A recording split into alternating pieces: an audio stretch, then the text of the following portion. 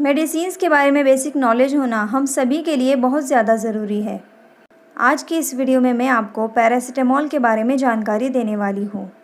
इस मेडिसिन का class, dosage form, इसके ब्रांड नेम्स, डोज, ये मार्केट में किन किन स्ट्रेंथ में अवेलेबल है, इसके यूसेज क्या है, इसके कुछ साइड इफ़ेक्ट्स और इसके कॉन्ट्राइंडिकेशंस, ये सारी बातें हम इसी वीडियो में देखेंगे। तो चलिए देखते हैं। वीडियो में बताई गई किसी भी मेडिसिन का यूज़ आप खुद से ना करें। ये वीडियोस सिर्फ आपके नॉलेज के लिए बनाई गई है। पैरासिटामॉल के डोसेज फॉर्म्स देखते हैं। Tablets, syrup, elixir, oral suspensions, IV, injectables, drops, ये सारे पैरासिटामॉल के डोसेज फॉर्म्स हैं जो मार्केट में अवेलेबल है। पैरासिटामॉल को एसिटामिनोफेन भी कहा जाता है। पैरासिटामॉल ये दवा का जेनरिक नाम है और इसी नाम से ये आपको मार्केट में मिल सकती है, लेकिन इसके अलावा भी कई सारे नाम हैं जिसे हम ब्रांड नेम्स कहते हैं। पैरासिटामॉल टैबलेट्स के कुछ पॉपुलर ब्रांड नेम्स मैं आपको बता रही हूँ। माइक्रोलैब्स की डोलो, सिप्ला की पैरासिप, ग्लैक्सो कंपनी की कालपोल, एबॉट कंपनी की मेलिडेंस, इप्का की पैसिमॉल टैबलेट, मैनकाइंड की T98 और इसके अलावा भी कई सारे ब्रांड नेम्स मार्केट में अवेलेबल है। पैरासिटामॉल की अगर स्ट्रेंथ्स की बात की जाए तो ये अलग अलग स्ट्रेंथ में अवेलेबल है, जैसे 125 milligram, 250 milligram, 500 milligram, 650 milligram, 1000 milligram के अलग अलग स्ट्रेंथ्स में मार्केट में मिल जाती है। पैरासिटामॉल किन किन बीमारियों में दी जाती है, पैरासिटामॉल के यूजेस क्या है, चलिए देखते हैं। पैरासिटामॉल NSAID क्लास की दवा है, यानी non steroidal anti inflammatory drug है। Paracetamol antipyretic, analgesic, mild anti inflammatory property show करता है।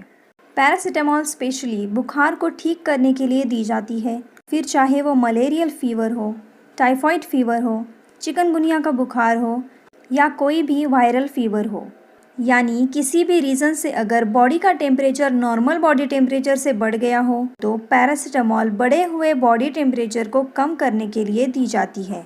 एंटीपायरेटिक प्रॉपर्टी के अलावा पैरासिटामॉल एनाल्जेसिक प्रॉपर्टी रखता है, मतलब किसी भी कारण से बॉडी पेन हो रहा हो, सर दर्द, कमर दर्द, दांतों में दर्द होना, पीठ का दर्द, मसल पेन्स और जॉइंट पेन में भी पैरासिटामॉल दिया जा सकता है।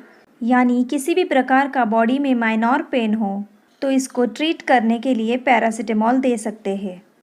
पैरासिटामॉल को कॉमनली पेन किलर भी कहा जाता है। किसी पेशेंट को अगर ठंड लग रही हो तो पैरासिटामॉल दिया जा सकता है, या सर्दी के साथ साथ बुखार और बॉडी पेन हो तब भी पैरासिटामॉल दिया जा सकता है।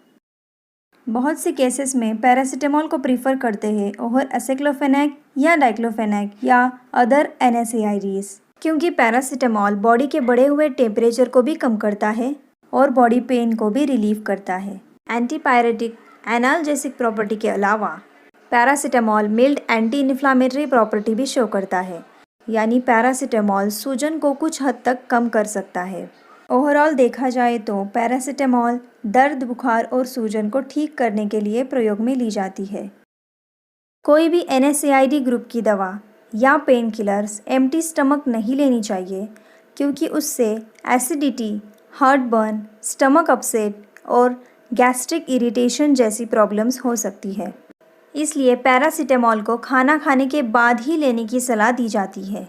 अगर आप पैरासिटामॉल या कोई भी NSAID ग्रुप की दवा ले रहे हैं तो आपको ओमिप्राज़ोल, पेंटेप्राज़ोल, रेबिप्राज़ोल में से कोई भी एंटासिड या इसके अलावा कोई भी एंटासिड आप ले सकते हैं। एंटासिड्स आपको सुबह खाली पेट लेने की सलाह दी जाती है, अदरवाइज़ आप इसे खाना खाने से आधा घंटा या 1 घंटा पहले भी ले सकते हैं।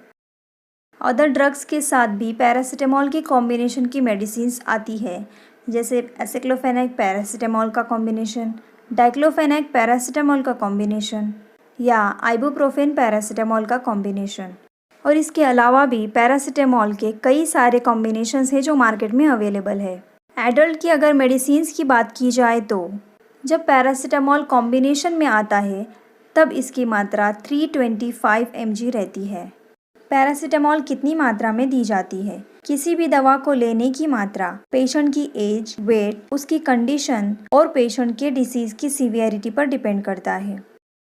पेशेंट के वेट के अकॉर्डिंग अगर डोज की बात करें तो 15 mg पर किलोग्राम पर डोज दी जा सकती है। मैक्सिमम 1 ग्राम पर डोज दे सकते हैं। इसे डॉक्टर के सलाह के अनुसार हर 4 घंटे या 6 घंटे के ड्यूरेशन में दिया जा सकता है।